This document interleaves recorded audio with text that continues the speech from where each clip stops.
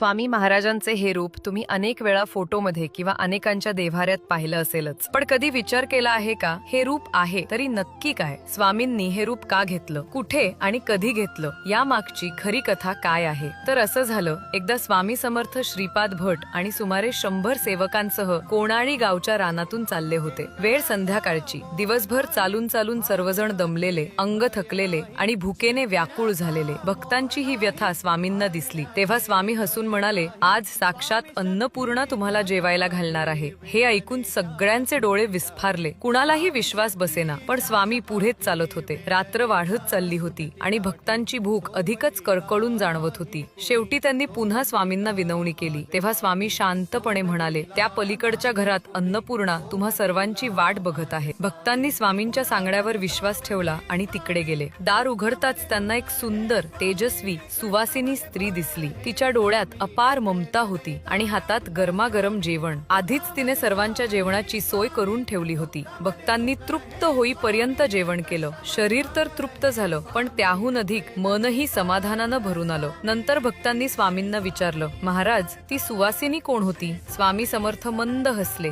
आणि म्हणाले, ती दुसरी कोणी नसून माता अन्नपूर्णाच होती. तुम्हाला जेवायला घालण्यासाठी ती माझ्याच रूपातून प्रकट झाली होती. म्हणूनच स्वामी समर्थांना अनेक भक्त स्वामी आई म्हणूनही हाक मारतात. भक्त जेव्हा आई म्हणून हाक देतात तेव्हा स्वामी खऱ्या आई वडिलांसारखे धावून जातात. म्हणूनच त्यांना सर्वव्यापी, सर्व गुणसंपन्न आणि अन्नपूर्णेच्या मूर्तिमंत रूपात मानलं जातं.